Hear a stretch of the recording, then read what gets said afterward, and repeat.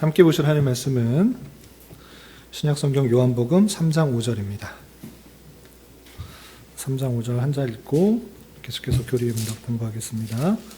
신약성경 요한복음 3장 5절 말씀, 신약성경 146면 전후를 보시면 되겠습니다. 오후 시간은 교리 공부 시간이니까 너무 딱딱하게 있지 마시고 좀 졸리시면 차 드시거나 간식 드시면서 집중해 주시고요. 또 궁금한 거나 또 이렇게 의아한 거나 여러 가지 것들이 있으시면 질문하고 답하고 또 서로 함께 열심히 배울 수 있는 그런 시간이 되었으면 좋겠습니다. 요한복음 3장 5절 찾으셨나요? 함께 봉독하겠습니다. 예수께서 대답하시되 진실로 진실로 내게 이르노니 사람이 물과 성령으로 나지 아니하면 하나님의 나라에 들어갈 수 없느니라. 아멘. 이 말씀을 근거로 해서 하나님께서 또 우리에게 어떤 믿음을 주시고 어떤 은혜를 주시는가 생각해 보는 시간을 갖도록 하겠습니다. 페이지는 100페이지입니다. 하이델베르그 교리문답 25강 65문부터 68문인데 오늘부터 해서 마지막 85문, 이 책의 마지막 85문까지는 성례에 관한 책, 새로운 이제 단원으로 들어가거든요. 그래서 새로운 단원으로 들어가기 전에 앞에 어떤 내용들이 있었는가 제가 요약을 하고 들어가도록 하겠습니다. 물론 65문부터 68문 내용 읽으면서 정리하고 은혜 받을 수 있는데 이 전체 내용, 구조들을 알고 이해하는 것이 중요하다 생각이 돼서 앞에 배웠던 내용들을 잠깐 훑고 넘어가겠습니다. 머릿속으로 하면 오래 남지 않을까봐, 혹시 제가 그냥 말로만 하면 머릿속에 기억하고 있다가 혹 잊어버릴까봐 책으로 가지고 설명하겠습니다. 10페이지 한번 펴보실래요? 10페이지 1문과 2문에 아주 요약적인 내용들이 잘 담겨 있습니다. 하이델베르그 129문까지 내용의 핵심이 무엇냐 라고 할 때 1문에 잘 나와 있습니다. 생사간의 당신의 유일한 위로는 무엇인가? 오늘 오전 시간에도 말씀을 통해 살펴봤는데 이 땅에서 살아가는 것, 다양한 기쁨들이 있습니다. 부나 명예나 건강과 장수, 여러 가지 즐길 것도 많고 또 나에게 복된 것들이 많습니다. 여러 가지 기쁨들이 있는데 오히려 예수님께서는 내 이름이 생명의 하늘에 기록된 것으로 기뻐하라 라는 것을 통해서 이 땅의 것은 잠시 주는 위로구나, 영원한 위로가 아니다 라는 것을 알 수 있습니다. 그래서 생사, 살거나 죽거나 유일한 위로는 우리가 나의 것이 아니라 예수 그리스도의 것이다. 하늘에 내 이름이 기록됐다. 영원히 나의 것을 지켜주신다. 성부, 성자, 성령 하나님께서 나를 지켜주신다라는 것들이 참된 위로다. 영원한 위로다라는 것입니다. 그래서 이것을 설명해주는 구조가 이문에 나와 있는 것입니다.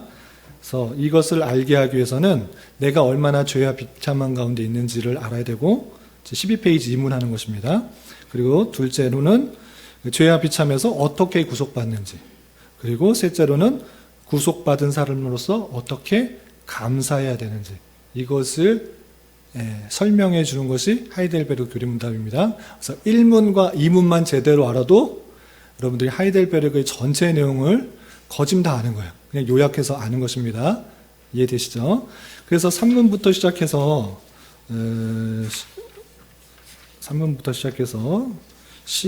11문까지인가요? 3문부터 해서 11문까지 왜 어떻게 우리가 죄와 비참 가운데 있는가라고 할 때 요약해서 18페이지 이하에 나오는데 율법을 통해서 우리가 죄와 비참 가운데 있다는 것을 알 수 있습니다. 율법을 볼 때 참으로 우리가 지켜야 될 것들은 너무나 많으나 우리가 그것을 다 지키지 못하는 그런 모습도 있다. 오늘 오전에 그 말씀 속에서도 율법 교사가 무엇하면 영생을 얻을 수 있습니까? 라고 할 때 예수님께서 뭐라고 말씀하셨죠? 율법에 뭐라 기록되어 있는데, 그러니까 율법 교사가 마음을 다하고 목숨을 다하고 생명을 다하고 뜻을 다해서 하나님을 사랑하라. 그리고 내 이웃을 내 몸과 같이 사랑하라. 그래, 너 잘 알고 있네. 그게 율법이야. 그거 지켜라. 그러면 살 것이다. 이렇게 말했는데 우리가 그것을 지킬 수 있다라는 겁니까? 없다라는 것입니까? 율법 교사 너 다 지키는 것 같으냐? 못 지킨다. 다 죄인이야. 아담 이래 태어난 그 모든 사람은 자기 육심과 좀 만족을 위해서 살아가고 속으로 음란과 또 미워하는 마음과 자기만 생각하는 마음들이 있으니까 그거 못 지킨다. 그래서 죄와 비참 가운데 있는 거다라고 표현한 것입니다. 그럼 처음부터 우리가 그렇게 만들어졌느냐, 율법 못 지키는데 왜 그렇게 만드셨느냐, 이게 아니라 아담은 그렇게 지었으나 아담이 지은 죄로 말미암아 우리 모두가 이렇게 죄인이 되었다라는 것들을 밝혀준 것입니다. 그래서 그냥 놔두신 것이 아니라 그 죄의 율법의 그 죄값을 다 만족시킬 사람이 필요했다. 그것이 참 사람이어야 되지만 또한 참 하나님, 아무 죄가 없으시는 참 하나님이어야 된다. 이런 것들을 말해 주셨던 것입니다. 그래서 참 사람과 참 하나님이 누구냐? 예수 그리스도시다. 예수 그리스도시고 그를 믿는 것으로 구원을 받는다. 이렇게 표현하고 있는 것입니다. 그런데 이 믿는 것으로 구원받는다라는 그 내용이 어디 나오는가? 30페이지입니다. 30페이지. 참되고 의로운 사람이고 또 하나님이다. 그 사람이 예수님이다. 라는 사실들을 말해주고 있는데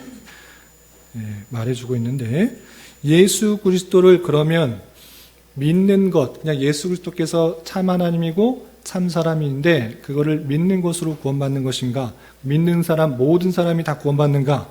이렇게 할 때 그것이 아니고 참으로 믿는 사람이 구원을 받는다. 이렇게 표현하고 있습니다. 34페이지, 35페이지에 나와 있는데 35페이지의 21문이 아주 중요한 것입니다. 35페이지에서 21문 참된 믿음. 예수 그리스도를 그냥 믿는다라고 할 때 지식적으로 아는 믿음이 있습니다. 아, 예수님께서 그냥 이 땅 오셨어. 십자가에 달려 돌아가셨어. 이 정도로 아는 믿음이 있는데 그게 아니고 참된 믿음이 있다는 것입니다. 참된 믿음. 그래서 참된 믿음은 무엇과 무엇이느냐? 21문에서 확실한 지식, 그 다음에 진심으로부터의 신뢰, 또는 확실한 지식, 굳은 신뢰.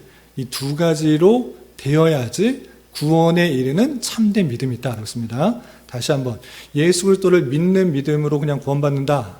그 정도로 설명한 것이 아니라 이 믿는 믿음이 도대체 구원에 이르는 참된 믿음이 무엇이냐라고 할 때 하이델베르그 교리 문답에서 잘 설명한 것입니다. 확실한 지식과 굳은 신뢰.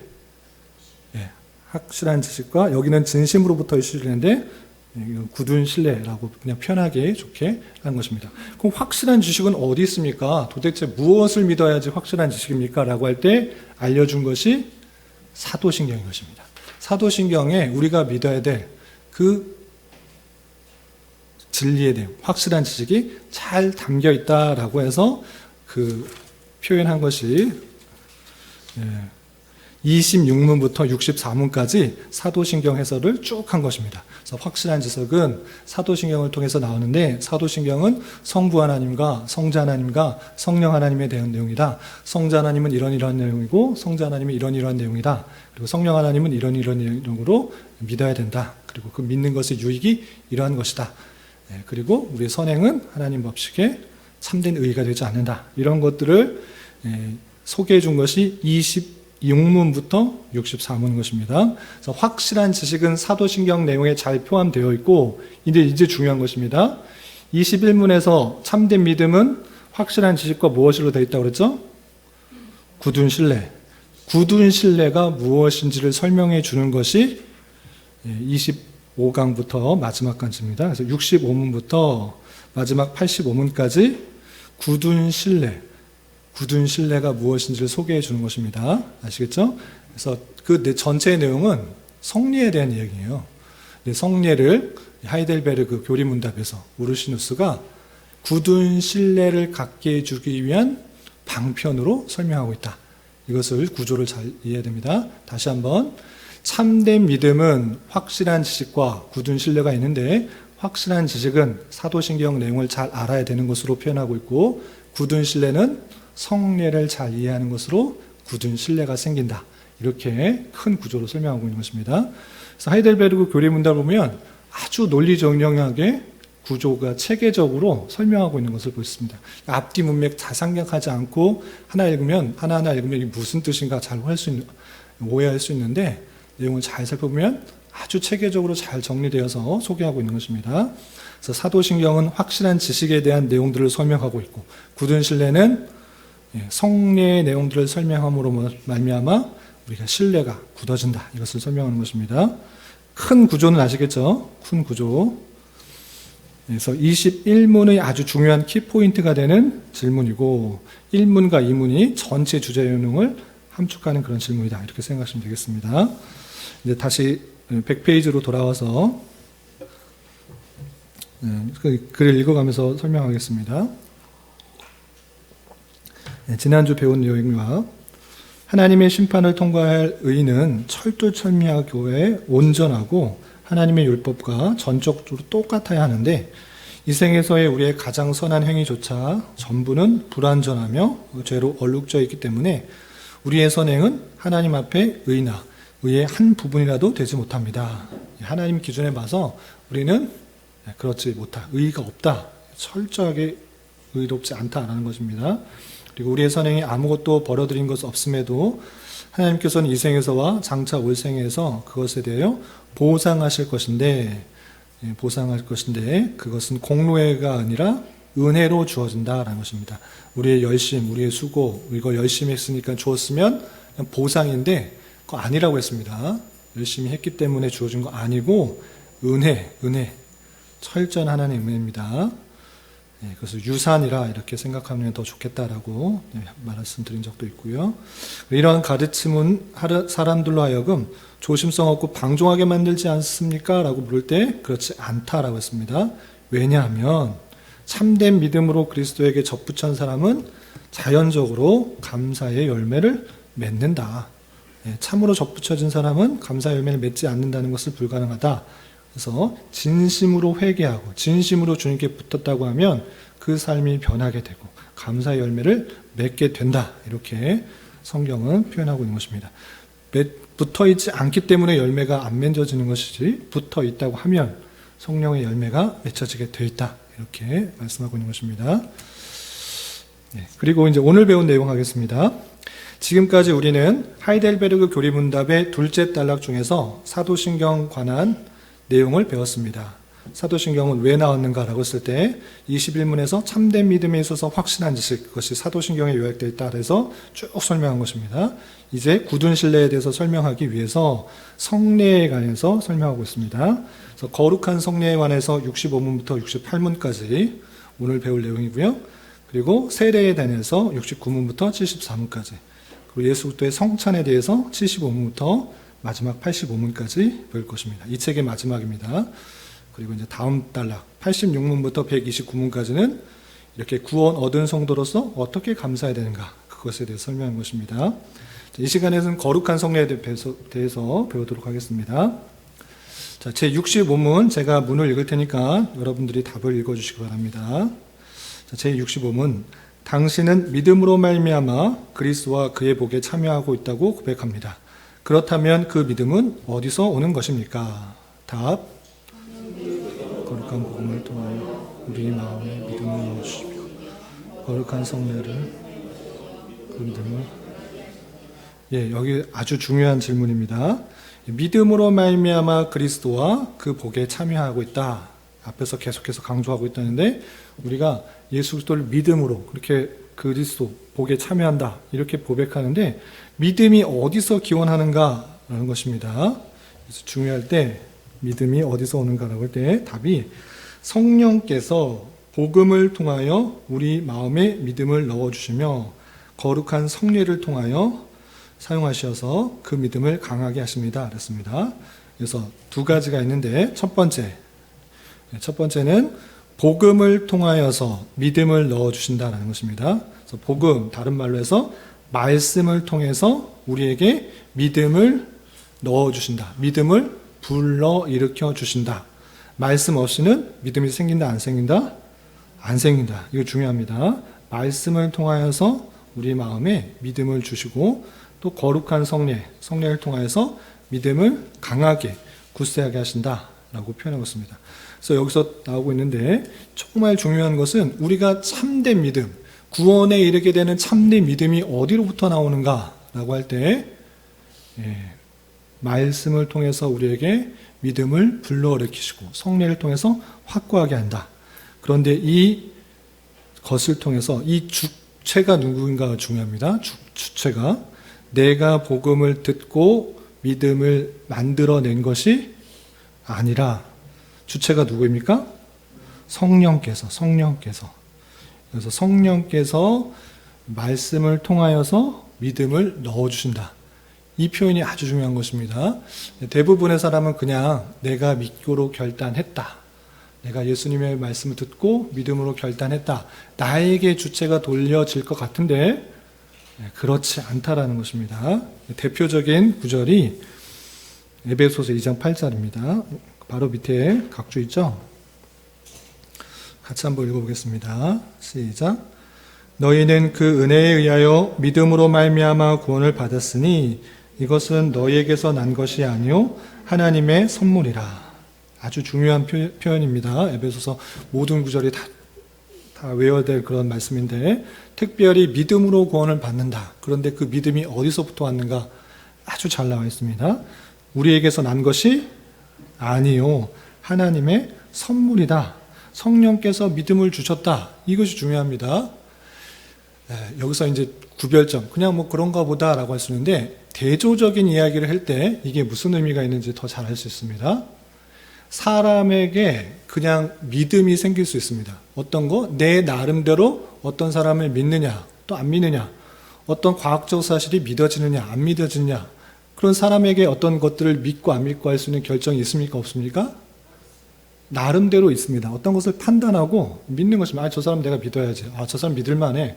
믿지 못할 만해. 저 사실이 좀 믿어져. 이런 믿음은 나름대로 있습니다. 그건 자기가 이게 생기는 거잖아요. 근데 중요한 것, 여기서 말하고자 하는 것은 무엇이냐면, 여기서 잘 들어야 됩니다. 구원에 이르는 참된 믿음, 이것이 나에게로 나지 않는다라는 것입니다. 내가 예수님을 믿어볼까? 십자가에 그 달리 돌아오신 정말 믿을까? 그냥 믿어보지. 저런 목사가 저렇게 떠드는데, 아니 수많은 목사들이 그렇게 말하는데 믿어보지 뭐. 이게 맞다 틀리다? 아니라는 것입니다. 내가 믿기로 결정했기 때문에 구원받는 거 아니라는 것입니다.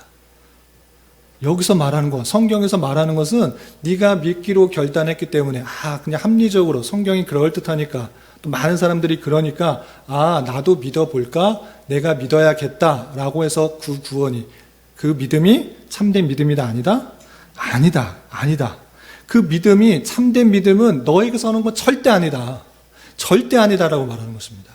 네가 믿기로 결단했고 이론적으로 빠삭한 수많은 그런 사람들이 믿고, 또 목사가 말하고, 또 유명한 연예인들고, 너무 지휘자들, 대통령, 위정자 할 것 없이 수많은 사람들이 믿으니까 믿을만 하네, 그냥 내가 한번 믿어보겠다라고 그렇게 결정하는 그 믿음이 참된 믿음이다 아니다. 구원에 미르는 그 참된 믿음은 너에게 나온 거 아니다. 하나님께서 그냥 주신 선물이다. 너희가 머리가 똑똑해서 이해력이 좋아서 합리적인 판단 사고를 할 수 있으니까 네가 믿어진 거 아니다. 너보다 합리적인 판단하고 사고할 사람 훨씬 많다. 좋은 대학 나오고 또 좋은 책 많이 읽고 아주 머리가 좋은 사람들 너보다 훨씬 더 이해 잘해. 그런데 그런 사람이라고 구원받는 거, 믿음 생기는 거, 참된 구원에 이르는 믿음 생기는 거 아니다. 그걸 말하는 것입니다. 그래서 그 믿음은 성령께서 주시는 것이다. 성령께서 주시는 것이다. 무엇을 통해서? 복음을 통해서. 복음을 통하여서 우리에게 주시는 것이다. 말씀을 통해 주시는 것이다. 성령께서 하시고자 하면 하실 수 있으시지만 그 방편은 말씀이다. 복음이다. 예수께서 우리의 죄를 위하여 십자가 달려 돌아가셨고 그것을 믿어지게 하는 그런 놀라운 성령님의 은혜다. 이것을 말하는 것입니다. 기독교는 은혜의 종교입니다. 우리의 열심과 수고와 노력과 지혜와 어떤 것이 아니라 택하신 백성에게 거저 주시는 하나님의 선물, 그것을 말하고 있는 것입니다. 우리의 어떤 것도 아니고 성령께서 복음을 통하여, 말씀을 통하여 그것이 믿어지게 하는, 믿음을 불러일으키는, 믿음을 넣어주시는 그런 은혜다. 우리에게서 한 거 아니다. 이것이 중요한 것입니다. 그래서 성령께서 우리에게 주신 선물이다. 라고 해서 믿음이 생기는 것, 믿음이 솟아나게 하는 것, 믿음이 일으킴을 당하는 것, 믿음이 넣어지는 것, 그것은 성령께서 복음을 통하여, 말씀을 통하여 주시는 은혜이고, 또 두 번째, 그 성령께서 그 믿음을 어떻게 강하게 하시는가? 처음에는 정말 겨자씨만한 같은 그런 믿음인 것 같은데 성례를 사용하셔서 우리 그 믿음을 강하게 한다. 굳은 신뢰를 상하게 한다. 이것을 설명하고 있는 것입니다. 그래서 중요한 건 주체는 오직 하나님. 그리고 방편은 첫 번째 믿음이 일어나는 방편, 믿음이 생기는 방편은 복음, 말씀을 통해서, 그리고 그것이 굳건하게 되는 것은 성례이다 라고 설명하고 있는 것입니다.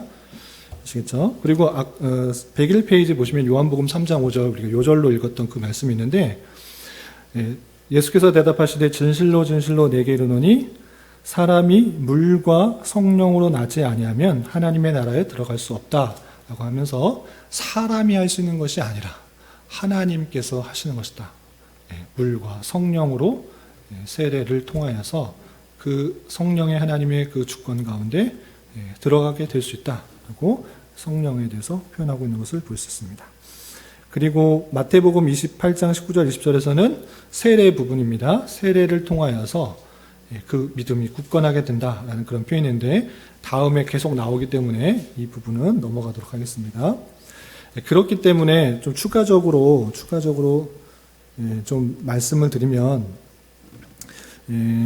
이른바 복음 부흥성회, 복음 집회, 그 다음에 전도 집회, 그 다음에 캠퍼스, 저 때는 요즘은 안 할 것 같은데 캠퍼스에서 하는 그런 노방전도, 그 다음에 복음 영접기도, 사형리 영접기도 이런 것들이 한참 유행할 때가 있었습니다.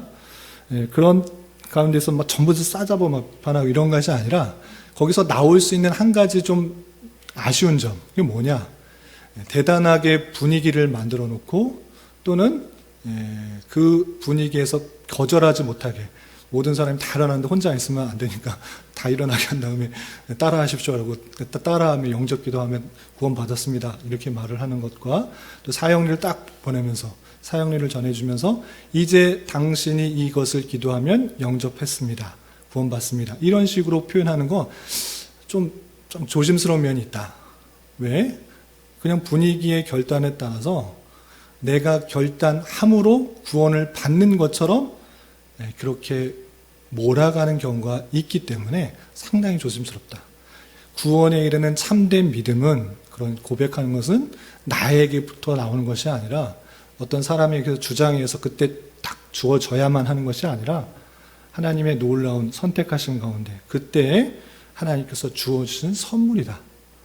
그런 참된 믿음은 하나님께서 주어주신 것이다. 물론 그런 복음을 잘 전하는 것을 통해서 그때 하나님께서 믿음을 주어주실 수 있습니다. 그거 부인하는 거 아닙니다.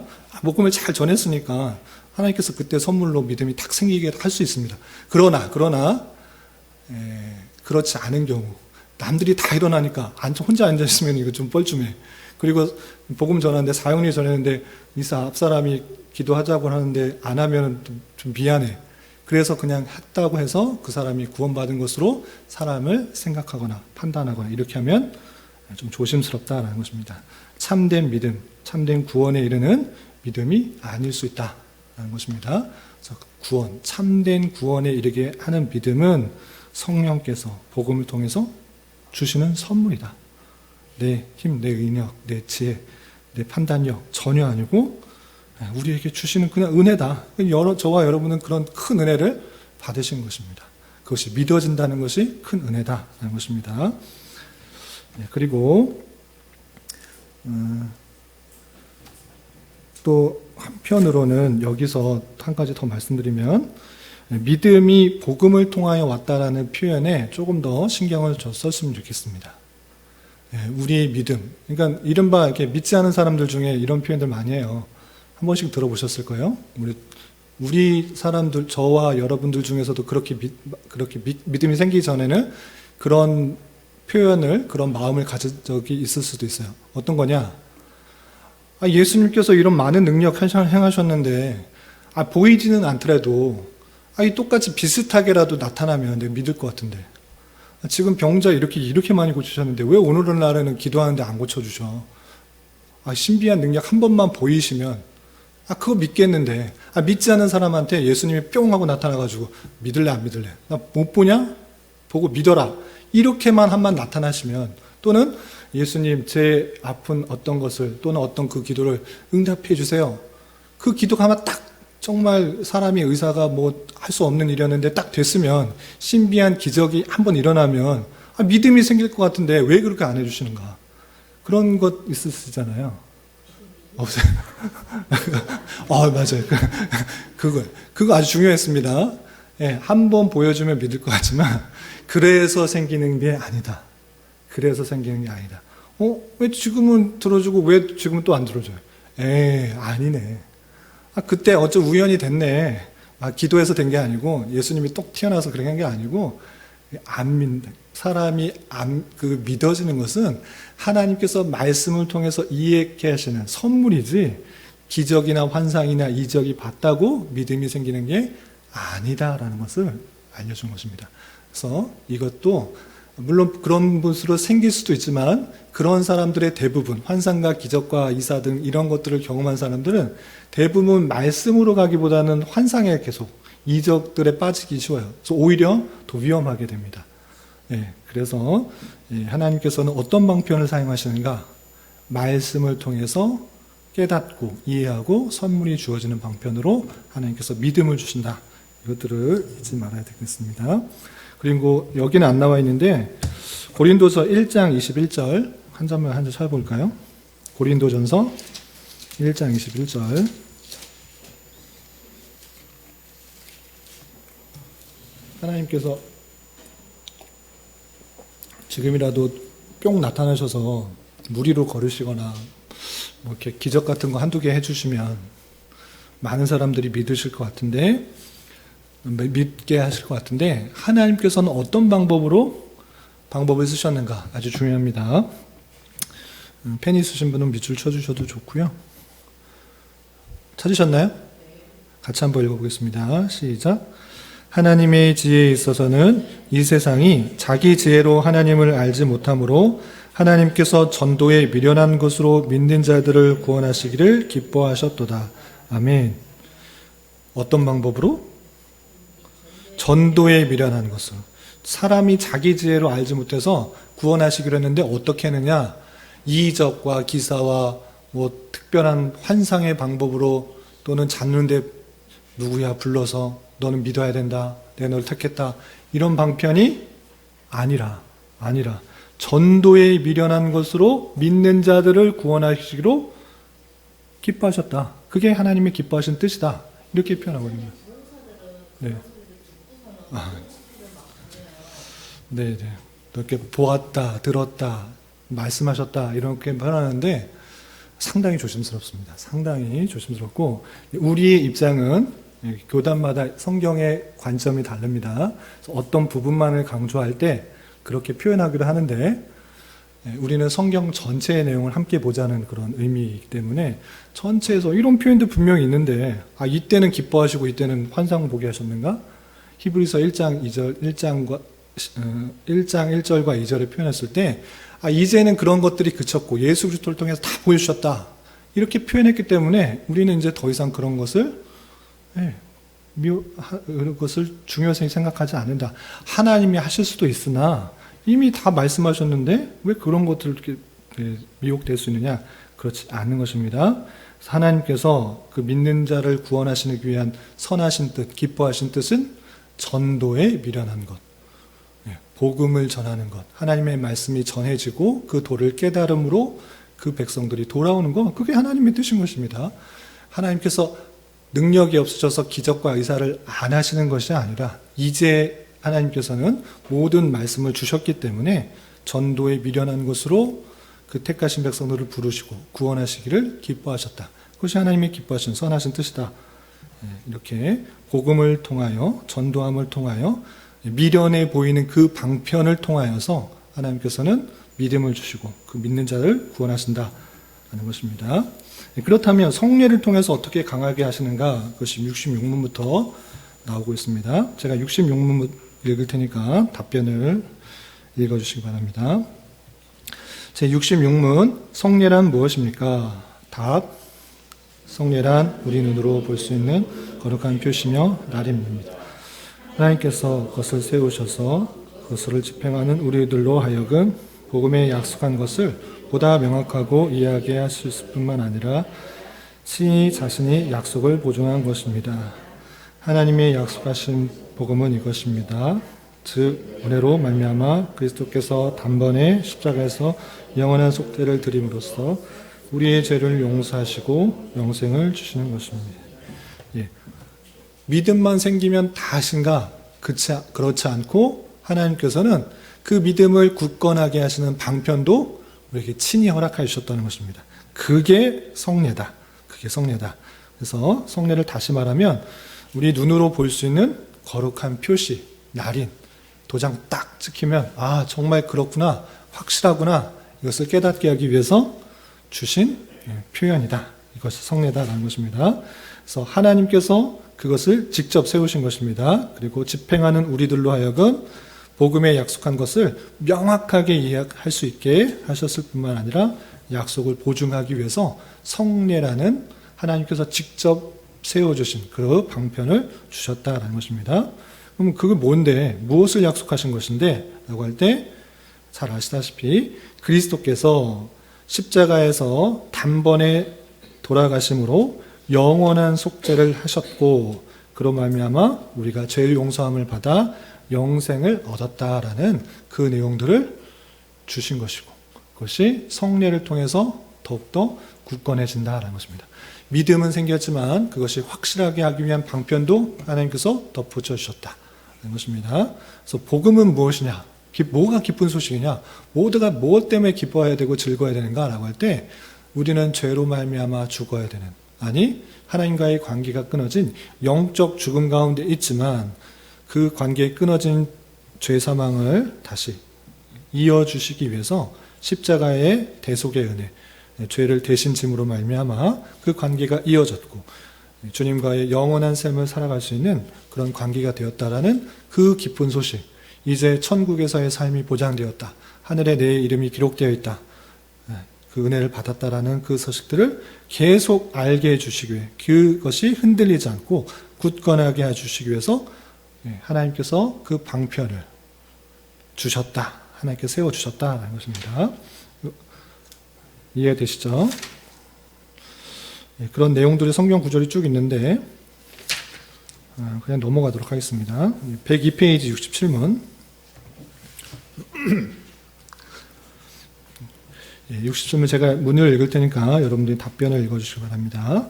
제67문 그렇다면 말씀과 성례 이 둘은 우리 행복의 유일한 근거로서의 십자가에서의 예수 그리스도의 희생에 대한 우리의 믿음에 그 초점이 맞추어져 있는 것입니까? 답 그렇습니다. 성령께서는 복음을 통하여 우리에게 가르칠 뿐만 아니라 성례를 통하여 우리의 구원이 전적으로 십자가에서 우리를 죽으신 그리스도께 달려있다고 확신시켜.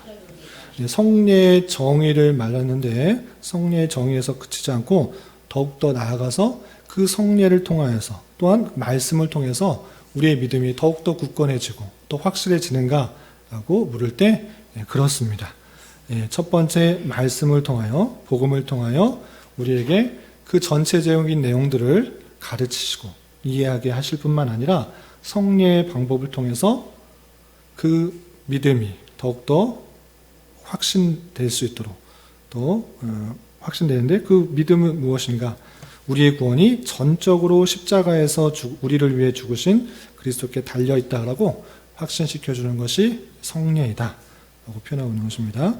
그래서 말씀과 성례를 이렇게 구분하자면 말씀은 믿음을 일으켜주시고 성례는 그것을 굳건하게 해주는데 이 둘 다 예수 그리스도에 대한 그런 확실한 구원에 이르도록 하는 놀라운 은혜가 담겨있다 이렇게 생각하시면 되고 이 말씀과 성례를 다른 표현으로 혹시 뭐라고 하는지 아시는 분이 있으신가요?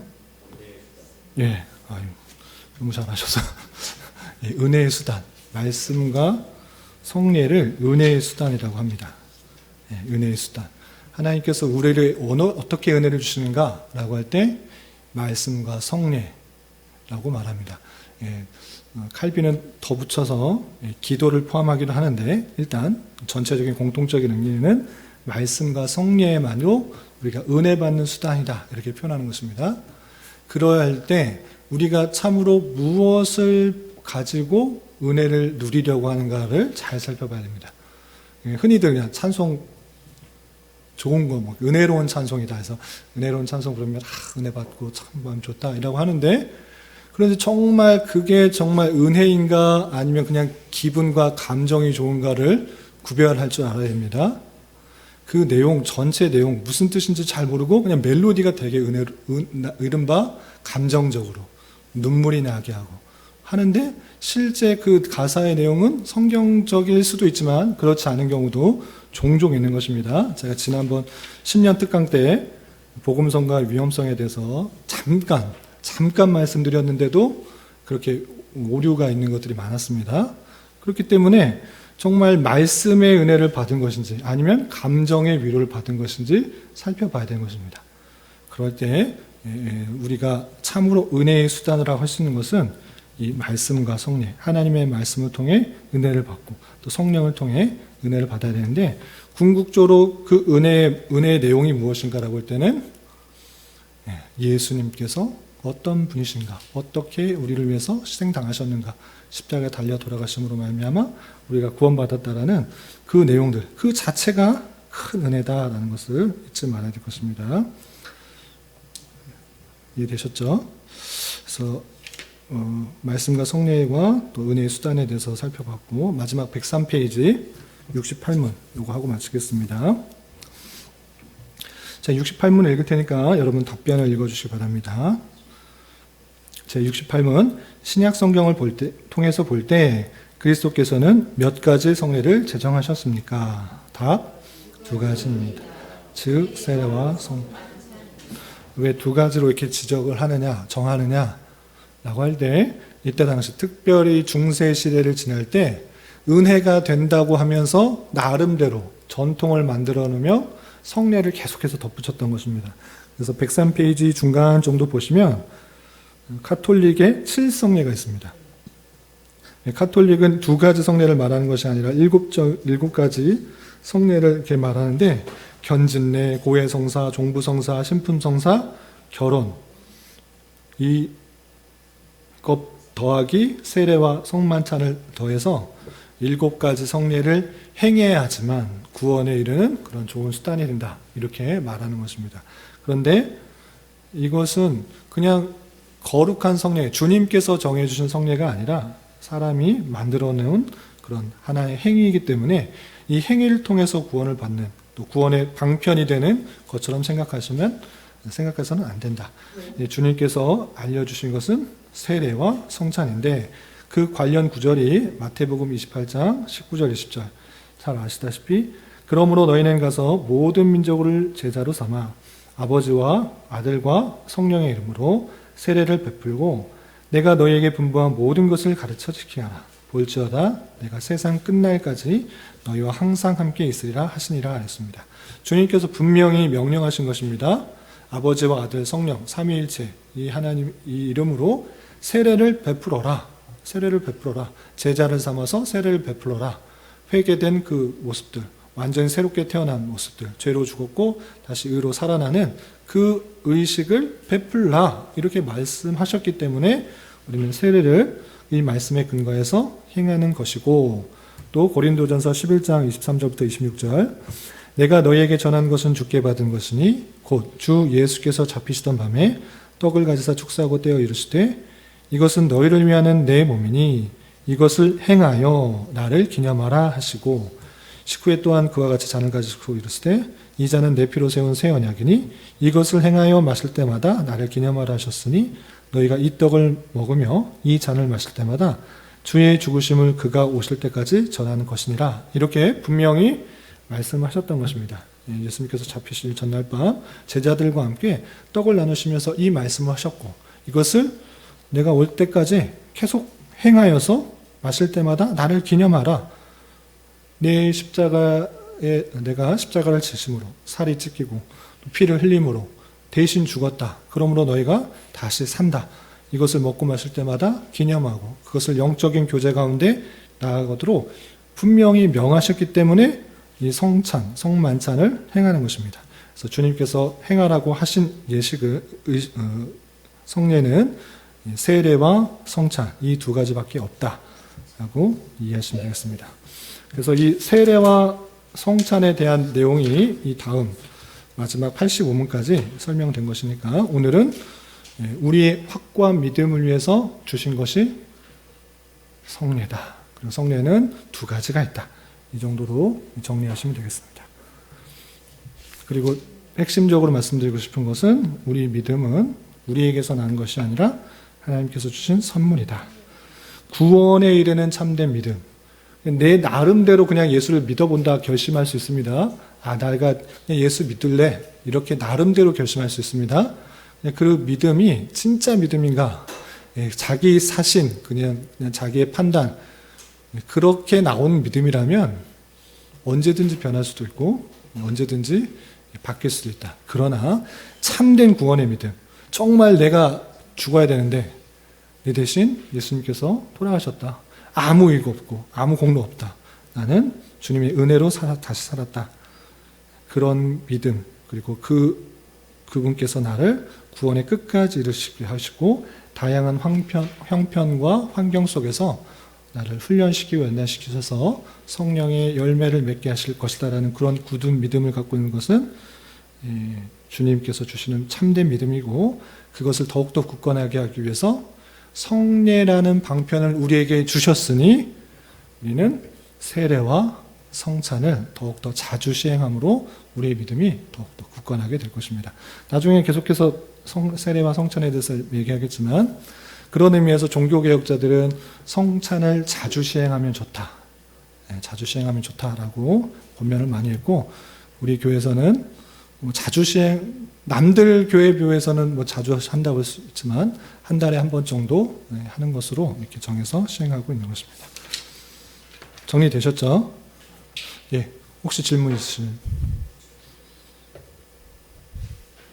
없으신 줄 알고 기도하고 마치겠습니다. 하나님 아버지 감사합니다. 오늘 오후 교리 공부를 통하여서 우리가 구원에 이르게 되는 확고한 그런 신뢰가, 굳건한 신뢰가 어디로부터 나오게 되는지, 또 하나님께서 어떻게 또 구원케 하시는지에 대해서 살펴보았습니다.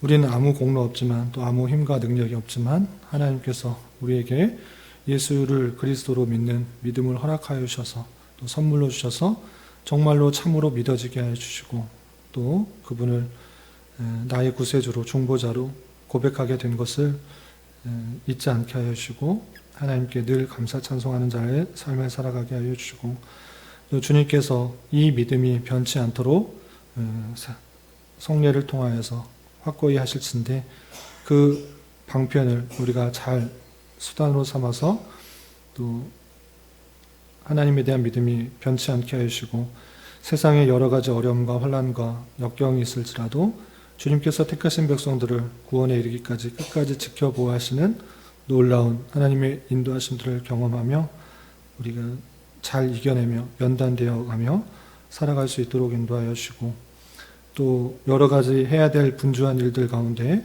주님의 말씀을 더욱더 가까이 함으로 더 좋은 편을 택하였다라고 예수님께서 칭찬하신 것처럼 우리 또한 하나님과의 깊은 영적인 교제 가운데 늘 주님과 동행하며 살아갈 수 있도록 인도하여 주시옵소서. 주님께서 이곳에 또 교회를 세워주시고 지금까지 인도해 주셨사오니 감사드리며, 이곳에서 또 성도들이 모여서 교제하며 말씀을 배우며 또 하나님께 예배하며 하는 모든 것들이 하나님 보시기에 합당한 것이 되어서 주님께서 찾으시는 교회요, 주님께서 원하시는 교회로 날마다 성장해가며 하나님을 기쁘시게 사람들을 유익되게 하는 그런 빛과 소금의 역할들을 잘 감당하는 교회로 잘 성장할 수 있도록 인도하여 주시옵소서. 주님, 교회 내에 육체의 질병과 연약함으로 병원의 치료를 받는 성도들, 몸이 연약한 가운데 생활이 불편한 성도들, 직장과 사업장으로 사업장의 문제로 고민하고 또 어려운 성도들, 또 가족의 신앙과 또 건강과 또 자녀의 진로와 학업과 여러 가지 문제로 고민하고 있는 성도들 주님 붙들어 주시고 하나님께서 함께하여 주셔서 하나님의 선하신 손길들을 경험하며 또 가장 필요한 길로 인도하시는 하나님을 깊이 경험하며 우리 모두가 참으로 하나님만이 참으로 구세주이고 우리의 인도자 되신다는 것을 고백할 수 있는 저희 모두가 될 수 있도록 인도하여 주시옵소서. 돌아가는 발걸음도 안전하게 지켜주시고 또 각자의 삶 속에서 주님을 찬양하는 주님께 영광 돌리는 삶 살 수 있도록 은혜를 더하여 주시옵소서. 예수님의 이름으로 감사히 기도드리옵나이다. 아멘.